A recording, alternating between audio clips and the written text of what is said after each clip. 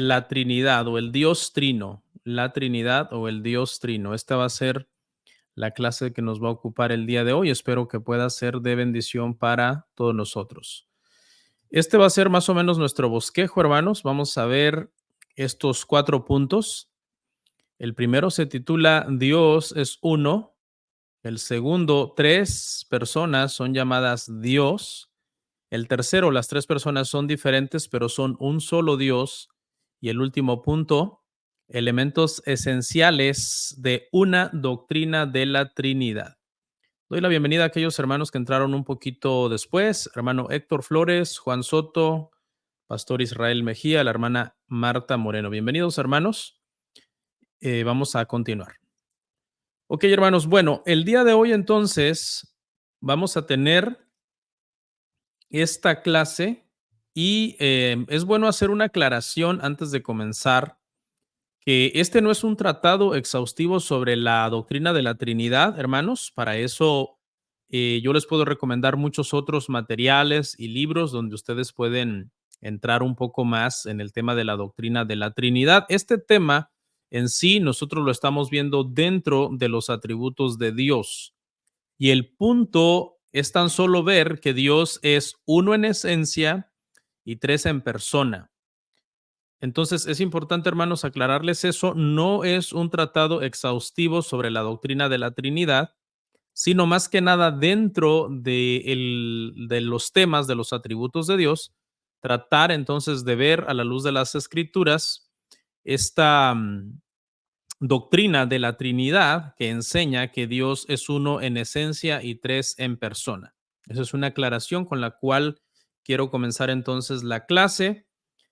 Y lo que tenemos que entender primero, hermanos, antes que nada, es que la palabra Trinidad no aparece en la Biblia, pero las enseñanzas de que Dios es uno y que hay 3 personas que son un Dios se pueden encontrar en las Escrituras y conducen a esta doctrina entonces de la Trinidad.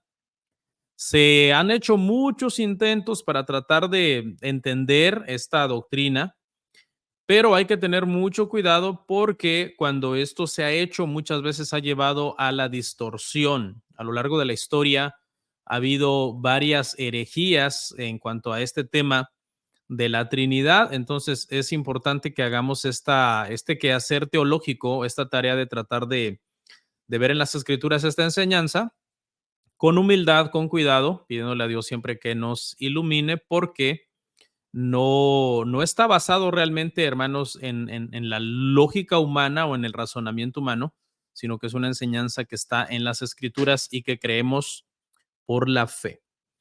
En la doctrina de la Trinidad encontramos una de las doctrinas más peculiares prácticamente del cristianismo, porque diría yo, de entre todas las religiones del mundo, la fe cristiana es la única que afirma esto acerca de Dios. La fe cristiana es la que afirma que Dios es uno y que sin embargo hay 3 que son Dios. A primera vista o a primera, ¿verdad? La primera impresión que podría dar esta declaración es que esto es una contradicción, pero no es así, no es una contradicción. Esperamos el día de hoy poderla aclarar. Ha habido a lo largo de la historia mentes tan devotas como la de Agustín, por ejemplo, que se dedicó a hacer todo un tratado. De hecho, hay un tratado sobre la Trinidad de Agustín, si usted lo puede conseguir. Hay un tratado donde él habla sobre la Trinidad. Y esta conclusión a la que han llegado a lo largo de la historia mentes brillantes, como la de Agustín, por ejemplo, que menciono, es porque hay un testimonio en las Escrituras acerca de esta enseñanza. Se ha llegado a la conclusión que el término Trinidad, aunque no está, el concepto que éste enseña sí aparece en las Escrituras. Y esta doctrina es crucial para el cristianismo, hermanos. Se preocupa de quién es Dios. Podemos aprender por medio de esto quién es Dios, cómo Dios obra o cómo ha obrado Dios a través del tiempo, cómo uno como creyente se puede acercar a Él. La posición que tengamos entonces sobre la Trinidad nos va a ayudar a resolver varias preguntas que pudieran surgir en nuestra vida. Por ejemplo, ¿a quién tenemos que alabar? Podemos alabar al Padre, alabar al Hijo, alabar al Espíritu Santo o a los tres o al Dios Trino. Podemos orar al Espíritu Santo, podemos orar al Hijo, podemos orar al Padre. ¿Cómo podemos entender la obra de cada uno de ellos? El Padre en su tiempo, el Hijo en su tiempo, el Espíritu Santo en su tiempo, desconectados completamente cada uno del otro, o más bien en una forma armoniosa, obrando la Trinidad en todas las cosas. Por ejemplo, podríamos pensar en la obra expiatoria de Jesús, cuál fue el papel del Padre o cuál fue el papel del Espíritu Santo.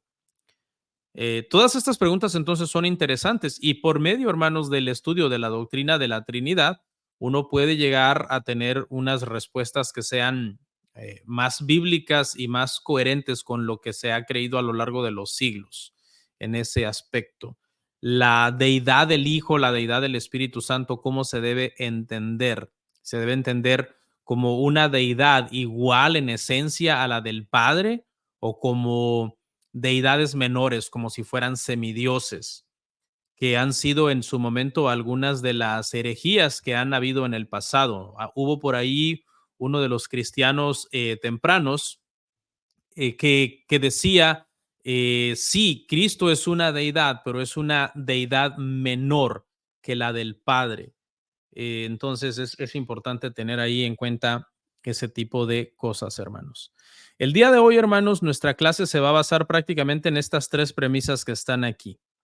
Estas tres premisas son las que van prácticamente de las que va a depender todo el desarrollo de nuestro tema. Número uno, o letra A, inciso A, Dios es uno. B, hay tres personas que son Dios. Y C, las tres personas son diferentes. Las tres son diferentes, pero son un solo Dios. ¿Ok? Vamos al punto número uno entonces, hermanos, después de esta pequeña introducción. Dios es uno. Dios es uno. Bueno, esta es la primera premisa, hermanos, que nosotros tenemos que asegurarnos que tenemos bien, es este tema de que los que creemos en la Trinidad somos monoteístas. La creencia de la Trinidad no es una creencia politeísta, como algunas personas dicen o acusan a los cristianos de ser politeístas por el hecho de decir que hay tres personas en las escrituras que son llamados Dios. La religión hebrea, nosotros sabemos que era sumamente monoteísta. La unidad de Dios fue revelada a Israel en distintos momentos de diferentes maneras. Una de ellas fue por medio de los 10 mandamientos, por ejemplo, ¿no? Vamos a ver aquí algunas citas. Mire lo que dicen estas dos citas. Éxodo 20, verso 2 al 3, dice, yo soy Jehová tu Dios, que te saqué de la tierra de Egipto, de casa de servidumbre, no tendrás dioses ajenos delante de mí. Dios había entonces demostrado su realidad única al salvar a Israel. Israel le debía todo a este Dios único. Le dice, no tendrás ningún Dios ajeno delante de mí. Demandaba una devoción y una obediencia exclusiva. Dios le demandaba eso a Israel de manera exclusiva. Nadie más salvó a Israel de la esclavitud en Egipto. Fue el Dios de Abraham, el Dios de Isaac, el Dios de Jacob, a quien precisamente Dios le había prometido que esa descendencia de Abraham, después de haber estado un tiempo en Egipto, iban a ser liberados, que el mismo Señor los iba a liberar. La otra cita en Éxodo 24 dice, no te harás imagen ni ninguna semejanza de lo que esté arriba en el cielo, ni abajo en la tierra, ni en las aguas debajo de la tierra. Dios, el único Dios, prohíbe entonces la idolatría a Israel y sienta esto como una característica que lo hace el único Dios, el único que es digno, el único que es merecedor de adoración. Vemos entonces que completamente estos versos van directamente en contra de lo que es el politeísmo, la adoración de muchos dioses. Dios muestra en estos pasajes una unidad, una exclusividad. Vamos a ver otros pasajes. Aquí, por ejemplo, tenemos estos dos. Que este yo creo es el pasaje más popular sobre el tema de la unidad de Dios. El famoso Shema Yisrael, ¿no? La Shema Israel, que dice así, dice, oye Israel, Jehová nuestro Dios, Jehová uno es. Los judíos, esta es una de las recitaciones diarias que hacen en sus oraciones, reconocer que Dios es uno, y los cristianos también no tenemos ningún problema con esta aseveración. La única diferencia es que muchos de ellos que son un poquito, diría yo, anticristianos, usan este pasaje para de alguna manera atacar la Trinidad, mientras que nosotros no creemos que este pasaje es una contradicción de la Trinidad, porque nosotros creemos que Dios es uno. Somos monoteístas, no somos triteístas, como alguien podría acusar a los trinitarios de triteísmo, de creer en tres dioses. Claro que no. Nosotros, al igual que Israel, decimos con firmeza amén a Deuteronomio 6:4. Amén. Jehová uno es. Somos completamente monoteístas en ese asunto. Y este es el verso, ese de Deuteronomio 6:4, el famoso Shema, es creo el verso más famoso del Antiguo Testamento sobre la unidad de Dios. Aunque ahí también podríamos encontrar quizás rastros de pluralidad en ese mismo verso, ¿no? Porque como más adelante voy a explicar, Dios, que es la palabra hebrea Elohim, es plural. Entonces, en el mismo verso encontramos de alguna manera singularidad porque Jehová es uno o uno es, pero Dios al mismo tiempo encontramos indicios de una pluralidad en Dios. Y hay un pasaje, para ir cerrando este punto, un pasaje en el Nuevo Testamento que es primera de Timoteo capítulo 2 versículos 5 al 6, muy conocido creo por todos nosotros, que dice, pues hay un solo Dios y un solo mediador entre Dios y los hombres, Jesucristo hombre, el cual se dio a sí mismo en rescate por todos. Y la idea básica detrás de este verso es que solo hay un Dios verdadero, solo hay un verdadero Dios y los ídolos no son nada.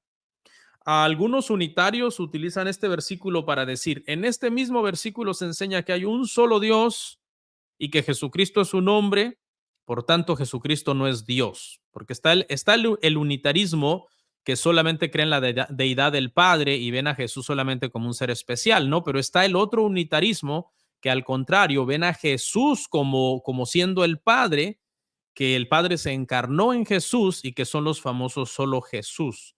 Entonces hay dos tipos de unitarismo ahí, hermano, hay que hacer distinción entre esos dos. Pero en resumen, entonces, hermano, de este punto, Jehová es uno. Esta es nuestra primera premisa que estamos tratando de ver. Dios es uno. Somos monoteístas, rechazamos el politeísmo.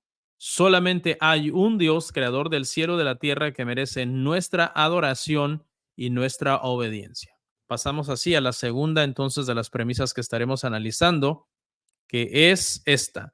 Tres personas son llamadas Dios.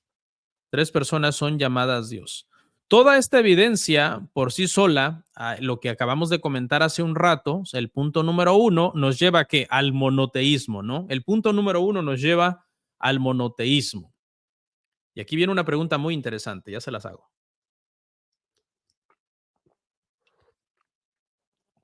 Ok, si toda esta información nos lleva al monoteísmo, a ser monoteístas, creer en un solo Dios, entonces, ¿qué llevó a la iglesia de alguna manera a, a creer en la Trinidad? Pareciera como que el monoteísmo es una contradicción de la Trinidad. Pareciera, pero no lo es. Y una de las razones por la que la iglesia tuvo que de alguna manera entender que hay una pluralidad en Dios, que Dios es trino, es por la evidencia de las escrituras. Las escrituras nos dan evidencia de que hay otras dos personas que son llamadas Dios en las escrituras, aparte del Padre que ya analizamos en el punto número uno. Y este punto, hermano, lo voy a desarrollar bajo tres subtítulos o tres subtemas. Primero, la deidad del Padre. Esta no se discute, por tanto, aquí ya no vamos a entrar. Este punto yo no lo voy a desarrollar porque de alguna manera ya lo vimos en el punto número uno. Dios es uno, ese es el Padre. La deidad del Padre no se discute, entre judíos, ni entre musulmanes, ni entre cristianos. Esa deidad se da por sentada automáticamente. El Padre es el Padre es Dios. Donde ya comenzamos a tener problemas es en este punto, donde comenzamos a tener problemas con los judíos, por ejemplo, o con los musulmanes, es en el punto de la deidad del Hijo. Esta fue, hermanos, toda una controversia en los primeros siglos de la iglesia, que no se entendía bien la naturaleza del Hijo y hubo varias controversias cristológicas que causaron mucha división hasta que se hacían concilios entonces para ir resolviendo todas y cada una de esas controversias cristológicas. Nos vamos a centrar entonces en este punto, hermanos, sobre la deidad del Hijo y sobre la deidad del Espíritu Santo, porque la deidad del Padre es algo que se da por sentado. Demostrar entonces, hermanos, la deidad del Hijo, pues la deidad del Hijo es toda una tarea teológica que yo le repito, la iglesia se tuvo que hacer cargo de esto, no inmediatamente después de que la iglesia nació. Obviamente esta doctrina está en la Escritura, pero al principio se tuvo que haber de alguna manera un desarrollo teológico. Le voy a decir que los primeros 2 siglos de la iglesia no hubo tanta controversia cristológica. Diría que hasta los primeros 3 siglos de la iglesia no hubo tanta controversia cristológica. Estas surgieron más como en el siglo IV, siglo V, y la razón es porque la iglesia, hermanos, estaba bajo persecución y su principal foco era sobrevivir, defenderse, morir como mártires, muchos de ellos. Pero ya cuando toda la persecución terminó, después del año 325, por ahí en adelante, entonces comenzaron a surgir ya las divisiones internas dentro de la iglesia en el tema de la cristología. Muchos dicen el siguiente argumento. Jesús mismo nunca dijo ser Dios. Jesús mismo nunca dijo ser Dios. No hay un versículo específicamente donde Jesús diga, yo soy Dios, así directamente. Por ahí hay un verso donde dice el Padre y yo uno somos, Juan 10:30, y en el Evangelio de Juan, que es un evangelio cristológico, definitivamente es uno de los evangelios que más habla de la deidad de Cristo implícitamente, pero nosotros podemos ver en la evidencia, cuando nosotros vamos a la evidencia de la Escritura, que Jesús pensaba de sí mismo que él era Dios. No hay un versículo que lo diga literalmente, pero la evidencia que vamos a analizar a continuación, hermanos, nos deja ver que eso era lo que él pensaba de sí mismo. Y muchos versículos, de hecho no puedo traerlos todo. Cuando hablemos de cristología vamos a profundizar más en este tema.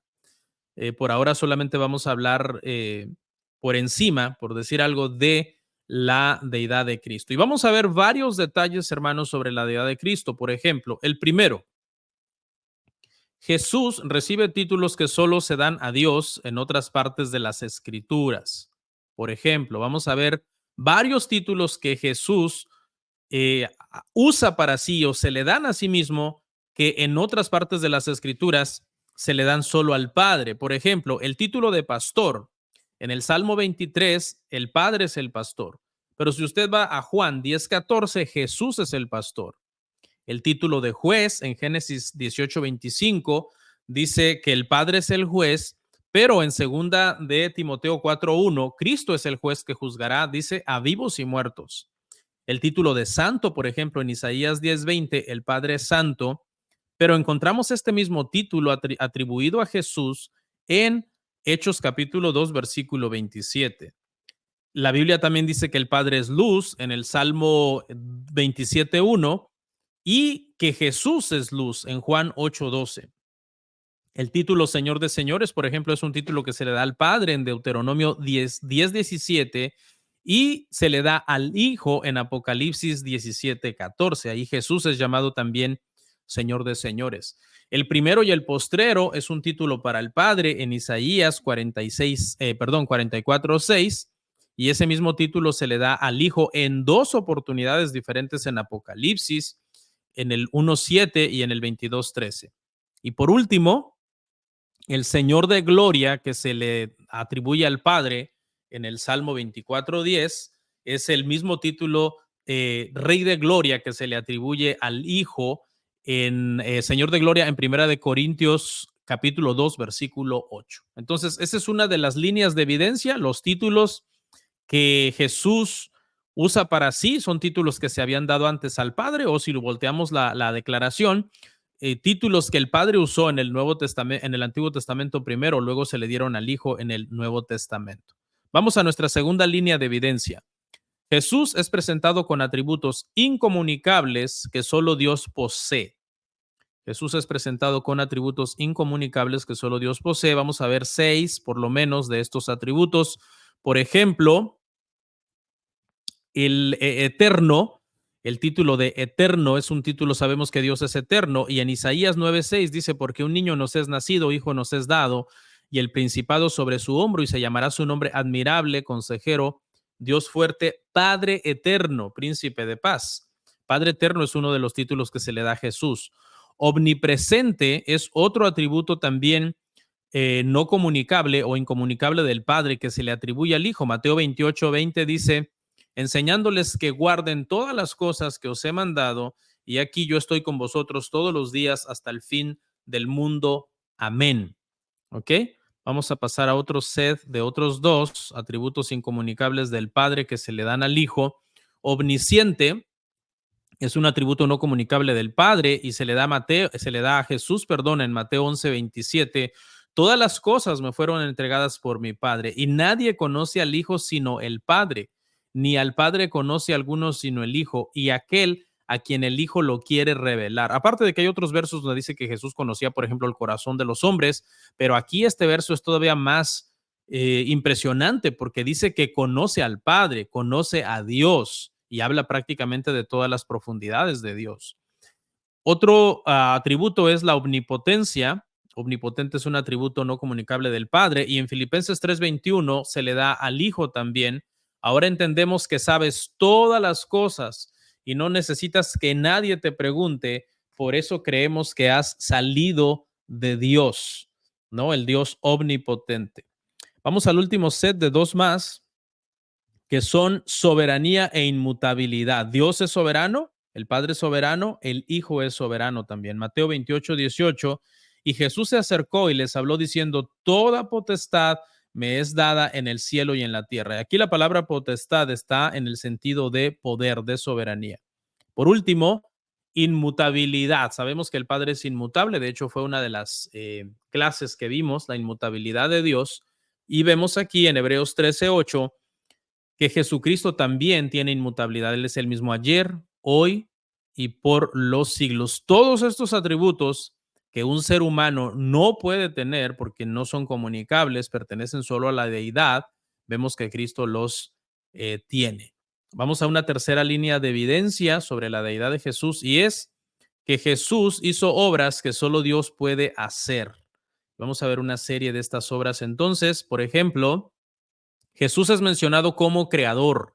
En Juan 1:3, todas las cosas por Él fueron hechas y sin Él nada de lo que ha sido hecho fue hecho, mencionando directamente a Cristo como creador. También sostiene la creación, Colosenses 1:17, y Él es antes de todas las cosas y todas las cosas en Él subsisten. Y esta palabra subsistir habla de sostener, de que pueden existir, no solamente son creadas y traídas a la existencia por Él, sino que son preservadas también por Él.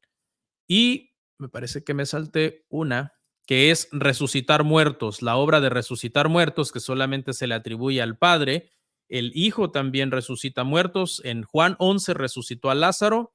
En Lucas 7:15 resucitó a la hija, al hijo, perdón, de la viuda de Naín. En Marcos 5:41 al 42 resucitó a la hija de Jairo. Vamos al siguiente set entonces de obras que el Padre hace y que el Hijo hace. Perdona el pecado, Marcos 2:10.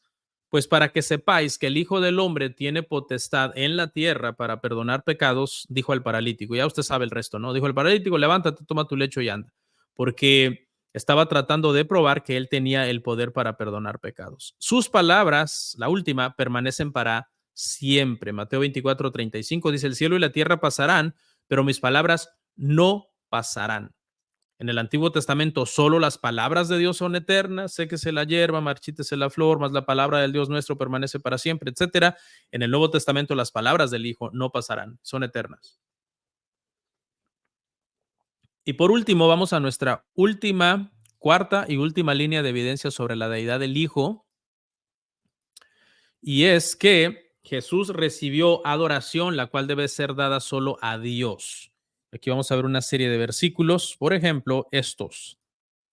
Mateo 14:33. Entonces los que estaban en la barca vinieron y le adoraron, diciendo, verdaderamente eres hijo de Dios.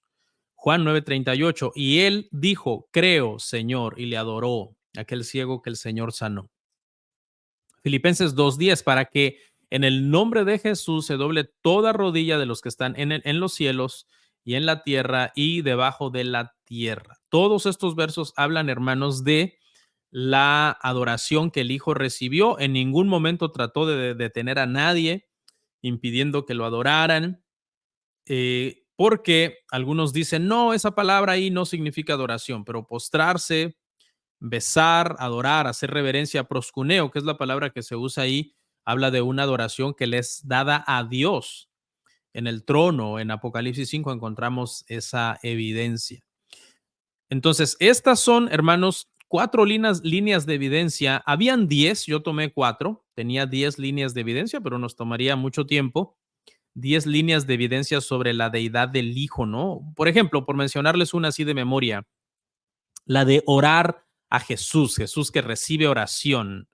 Es algo que Elías nunca dijo en el Antiguo Testamento, por ejemplo, cuando oren y pidan cosas, pídanlas en mi nombre. No, Jesús recibió oración también y podemos orar a él directamente. ¿Ok? Vamos entonces, hermanos, a nuestro último punto, o subpunto, mejor dicho, dentro de este punto número 2 que estamos viendo, y es la deidad del Espíritu Santo. Acuérdese que dentro de este punto que estamos desarrollando, estamos viendo tres cosas. Número uno, la deidad del Padre, en la cual ya no abundamos porque quedó establecida de alguna manera en el punto número 1. Número 2, la deidad del Hijo, de lo cual hemos visto 4 líneas de evidencia. Y ahora estaremos hablando de la deidad del Espíritu Santo. La deidad del Espíritu Santo. Porque en la Biblia no solamente hay evidencia o referencias a la deidad del Hijo, sino que hay evidencias también a la deidad del Espíritu Santo.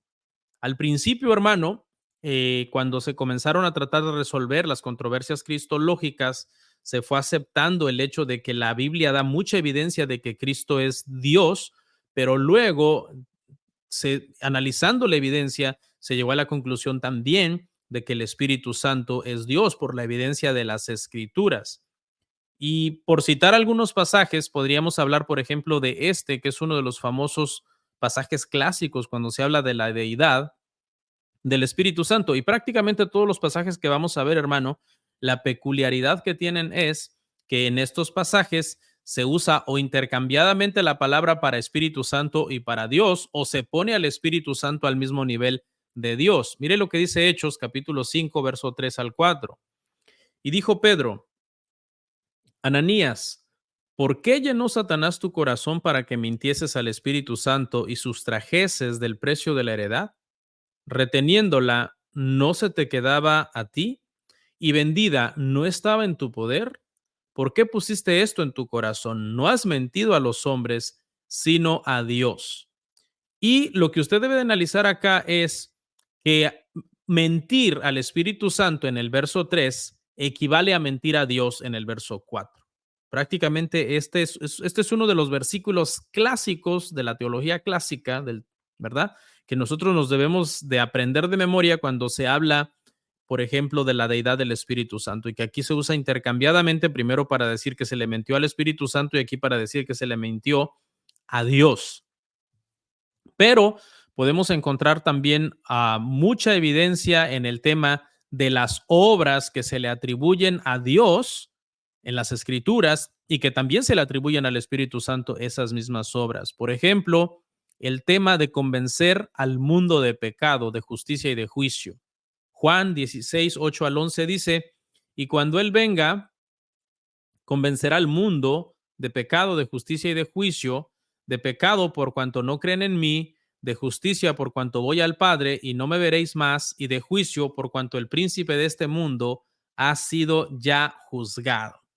Vemos entonces que esta tarea de convencer de pecado, de justicia o de juicio, que sabemos que es una tarea de la deidad, que es una tarea de Dios, se le atribuye al Espíritu Santo. El tema de regenerar también, hacer la regeneración en las personas, es atribuida al Espíritu Santo. Por ejemplo, Juan 3:8 dice, el viento sopla de donde quiere y oyes su sonido, mas ni sabes de dónde viene ni a dónde va. Así es todo aquel que es nacido del Espíritu. La regeneración es atribuida también al Espíritu Santo, la obra de regeneración, que es una obra de la deidad también, porque el Padre a quienes Él quiere, Él da vida, el Hijo a quienes Él quiere, Él da vida también.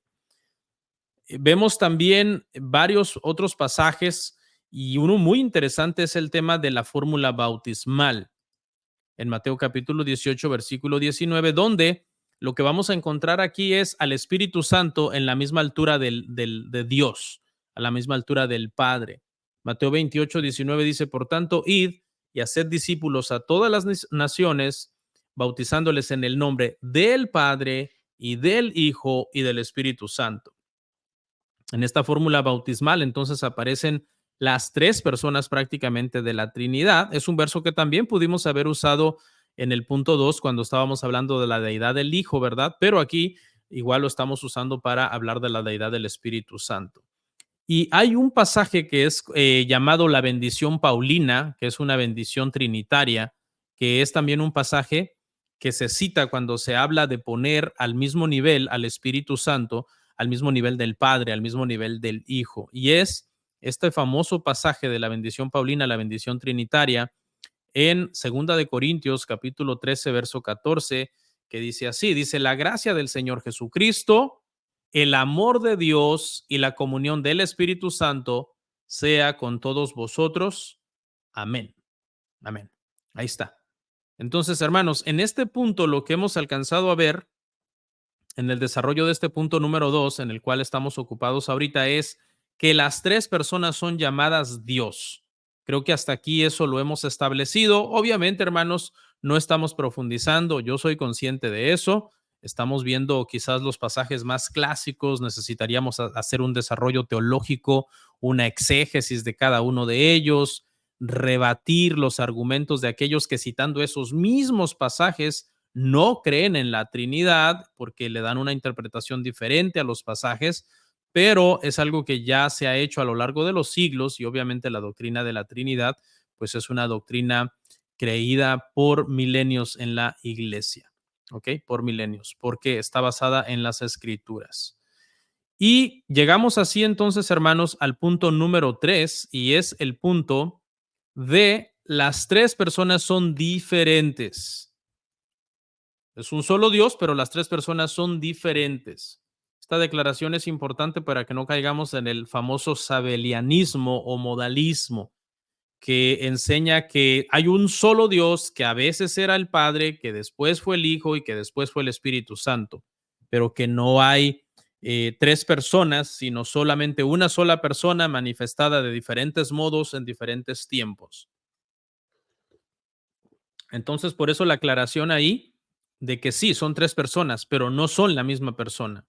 Son tres personas diferentes en un solo Dios. Entonces, hemos visto ya dos líneas de evidencia, hermano, hasta aquí, ¿verdad? La primera línea de evidencia, hay un Dios. La segunda línea de evidencia, hay tres personas que son llamadas Dios. Y ahora, en esta línea de evidencia, lo que vamos a ver entonces es que estas tres personas son un solo Dios, son diferentes entre ellas y son un solo Dios. Y aquí, hermano, vamos a hablar un poquito de este versículo, un versículo muy, muy conocido, Génesis 1:1, donde se entiende que desde el principio Dios reveló en algún sentido que en él hay, de alguna manera, pluralidad y singularidad. Y yo creo que ya mencioné esto anteriormente cuando hablé de la palabra Elohim, porque este versículo, hermanos, Génesis 1:1, que dice, en el principio creó Dios los cielos y la tierra, tiene dos peculiaridades. En él puedes encontrar pluralidad y singularidad. Primero, en el término Dios hay singularidad porque es Elohim y siempre ese término aplicado al Dios verdadero significa el Dios verdadero y va acompañado del verbo creó en singular. Encontramos una pluralidad y una singularidad entonces en Dios, que es más o menos lo que la Trinidad enseña, que en Dios hay una singularidad en esencia, una sola esencia, pero hay una pluralidad de personas porque hay tres personas. En el Génesis, por ejemplo, encontramos muchas veces los famosos versículos de plural. Por ejemplo, por citar uno, está este de Génesis 1:26 que dice, entonces dijo Dios, hagamos al hombre a nuestra imagen, conforme a nuestra semejanza, y señoré en los peces del mar, en las aves de los cielos, en las bestias, en toda la tierra, y en todo animal que se arrastra sobre la tierra. ¿Qué es lo que encontramos aquí? Lo mismo, encontramos pluralidad y singularidad. Mire lo que dice, hagamos. Ese verbo en qué tiempo, en qué, ¿cómo está? ¿En singular o plural? El término hagamos ahí sabemos que está en plural, ¿no? Sabemos que está en plural, pero ¿cómo aparece al principio? Entonces dijo Dios. Cuando dice que dijo Dios, no dice dijeron los dioses, sino dijo Dios, ese verso está en singular. Pero volvemos a encontrar una vez más pluralidad cuando dice a nuestra semejanza. Vuelve a hablar entonces de pluralidad. Y encontramos esta peculiaridad en versículos como ese. Por ejemplo, también está aquel famoso donde dice que Dios vio que los hombres estaban construyendo la torre de Babel y dijo Dios, descendamos y veamos qué es lo que está haciendo el hombre, hablando también de una pluralidad en esos verbos, en esos versículos, ¿no? Y otro pasaje, hermano, también donde podemos ver esto, porque hay muchísimos pasajes, hermano, de este tema, es el de Isaías 6:8. Dice, después oí la voz del Señor que decía, escuche, ¿a quién enviaré? Singular, ¿y quién irá por nosotros? Plural. ¿Sí lo ve? ¿A quién enviaré? Singular, ¿quién irá por nosotros? Plural. Encontramos en estos pasajes y muchos otros pasajes que no podemos ver por falta de tiempo, pluralidad y singularidad en Dios. Pero además, en los evangelios, en las epístolas, encontramos rastros de las tres personas mencionadas en los mismos pasajes, intrincadas de alguna manera estas tres personas que entendemos que son Dios. Por ejemplo, en Lucas 1:35, estas citas que voy a mencionar a continuación no las puse, pero en Lucas 1:35, por ejemplo, el ángel le dice a María que su hijo será llamado Santo Hijo de Dios porque el Espíritu Santo vendrá sobre ella. Contemos las personas. El ángel le dice a María, tu hijo, número uno, será llamado Santo Hijo de Dios. Ahí entendemos que es el Padre, porque el Espíritu Santo, la tercera persona, vendrá sobre ella. Y ya vimos, ¿verdad?, la fórmula bautismal, donde sucede lo mismo. Pero, ¿qué le parece el tema del bautismo de Jesús? Donde vemos las tres personas prácticamente presentes al mismo tiempo. El Hijo siendo bautizado, el Padre diciendo, este es mi Hijo amado en quien tengo complacencia, dando su aprobación al ministerio de Jesús, y el Espíritu Santo descendiendo sobre el Hijo en forma de paloma, como dice la Santa Escritura.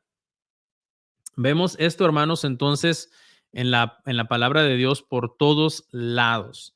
Para ir concluyendo, hermanos, este punto, a la conclusión que nosotros entonces llegamos después de examinar toda esta evidencia es que la doctrina de la Trinidad, a pesar de no ser expresada de una manera específica, abierta en las escrituras, porque no aparece ese término, la palabra Trinidad no existe, pero encontramos tanta evidencia en las escrituras que podemos entender por qué la iglesia se vio de alguna manera obligada a formular esta doctrina. Y después de nosotros analizar el quehacer teológico que ellos hicieron, nosotros lo único que podemos decir es amén, asentir y decir, tuvieron razón en hacerlo. ¿Ok? Con esto no estoy diciendo que a veces uno no puede tratar como de comprender filosóficamente, porque claro que no lo vas a lograr, ya voy a llegar ahí cuando hagamos nuestra conclusión, pero a fin de cuentas, hermano, nos toca asentir y decir un amén a la doctrina de la Trinidad y a todo el quehacer teológico que la iglesia hizo en las Escrituras para llegar entonces a estas conclusiones. Hasta aquí, hermanos, quiero entonces, antes de pasar al cuarto punto, que es el punto final, aquí me gustaría entonces que lleguemos a tres verdades. Podemos llegar entonces a tres verdades bíblicas. Estas son las tres verdades bíblicas que usted debe de saber cuando quiera explicar de una manera sencilla la doctrina de la Trinidad. Y es, número uno, que hay un solo Dios. Eso usted lo debe tener claro. Hay un solo Dios. Número dos, hay tres personas en la Biblia que son llamadas Dios. Y número tres, estas tres personas son distintas entre ellas. ¿Okay? Estas son las tres premisas sobre las cuales se sostiene entonces la doctrina de la Trinidad. Hay un solo Dios, no somos monoteístas, estamos en contra del politeísmo, rendimos adoración a una sola deidad, a una sola deidad. Pero encontramos en las escrituras que hay tres personas que asumen esta deidad, que tienen esta deidad. Y estas tres personas son distintas. ¿Ok? Y llegamos así entonces, hermanos, al punto número 4 y final. Y creo que es importante poder entender estas 6 declaraciones sobre la Trinidad. 6 declaraciones sobre la Trinidad que son importantes tenerlas en cuenta. Aquí están estas 6 declaraciones sobre la Trinidad. Número 1. La unidad de Dios es básica. No somos triteístas, no somos politeístas, somos trinitarios y al mismo tiempo somos monoteístas. Creemos en un solo Dios. Esa es la verdad número uno que usted debe de saber. Verdad número dos, se debe afirmar la deidad de las tres personas, Padre, Hijo y Espíritu Santo. En este sentido, se debe de entender que son cualitativamente iguales. El Hijo es igual de divino que el Padre, igual de divino que el Espíritu Santo. El Espíritu Santo es igual de divino que el Padre, igual de divino que el Hijo. ¿Ok? El Padre es divino, el Hijo es divino, el Espíritu Santo es divino. Son coiguales, coeternos. Eso es importante entonces que lo sepamos. Verdad número 3. La triplicidad y la unicidad de Dios no lo son respecto a lo mismo. Esta es, yo creo, una de las que suena un poquito más confusas, pero lo que se quiere decir con esta declaración es que cuando tú dices que Dios es uno y tres, no es una contradicción. Pareciera una contradicción, pero no lo es. ¿Por qué? Porque Dios es uno en un sentido, en el sentido de esencia, es uno, pero es tres en otro sentido. Es tres en el sentido de persona. Entonces allí no hay una contradicción real. Pudiera haber una aparente contradicción, pero después de la explicación ya tú te quedas tranquilo, dices, entiendo. Es Dios en un sentido de esencia, pero tres en el sentido de personas. Número 4, saber que la Trinidad es eterna. Siempre ha habido tres, Padre, Hijo y Espíritu Santo. Siempre han sido divinos. No es que en un tiempo uno de los tres fue más divino que los otros dos. No es que en un tiempo uno o dos de los tres vinieron a existencia, que hay uno que los creó a los demás. No. Siempre existieron, siempre han sido divinos. Nunca ha habido una alteración en la naturaleza del Dios trino. Dios siempre ha sido trino. Él es, ¿verdad? Y será lo que siempre ha sido. Por ejemplo, hay personas por ahí que dicen, personas que cuestionan la doctrina de la Trinidad y dicen, ¿será que necesitamos creer en la Trinidad para ser salvos? Y razonan de la siguiente manera y dicen, no, no, porque yo te voy a hacer una pregunta. ¿Abraham fue salvo? Sí, porque fue el padre de la fe, ¿verdad? ¿Y Abraham creyó en la Trinidad? Y entonces te van a decir que no, porque no hay un versículo que diga que Dios creyó en la Trinidad. Pero según esta declaración que estamos haciendo aquí, que la Trinidad es eterna, es decir, Dios siempre ha sido trino, por tanto, en la revelación progresiva, aunque Abraham no tuvo toda la revelación en su momento, en la revelación progresiva, el Dios en el que Abraham creyó es un Dios trino. Entonces tengamos mucho cuidado, hermano, con esos temas, porque son un poco peligrosos, hermano. Nos pueden llevar a la herejía y es algo que puede poner en riesgo nuestra salud espiritual y terminar, hermanos, apartados, desviados de la verdad.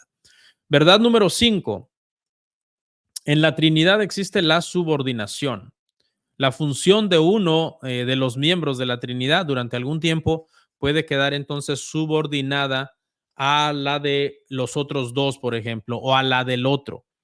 Pero esto no significa en ningún momento inferioridad en esencia. La esencia de Dios es una. Las personas de la Trinidad pueden tener diferentes roles en diferentes tiempos por una cuestión de una función especial del decreto eterno de Dios, pero no hace eso inferior a la persona que está en un rol de subordinación. ¿Ok? Es una cuestión simplemente de funciones. Y número 6, al final la Trinidad es incomprensible. Esto es bien importante que nosotros, hermano, lo sepamos. No podemos entender completamente el misterio de la Trinidad. Un día tendremos más entendimiento de este tema. Un día entenderemos mejor este tema.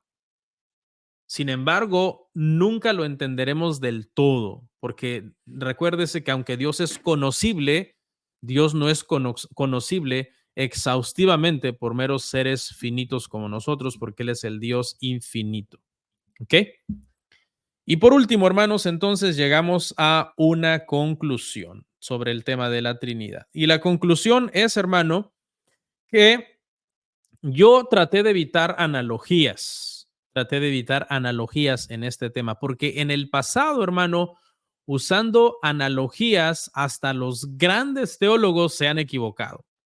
Cuando una persona, hermano, se pone a tratar de buscar analogías humanas para entender la Trinidad, casi siempre en el pasado se ha caído o en el triteísmo o en el modalismo, uno de esos dos. Entonces, es mejor las analogías humanas, es mejor evitarlas, porque todas son deficientes y no representan justamente a la Trinidad. Hay gente que dice que es como el agua, que el agua tiene sus tres estados, sólido, líquido y gaseoso, pero que es la misma agua. Pero ese es un problema, ¿no? Es un problema porque al final de cuentas es que se cae en modalismo.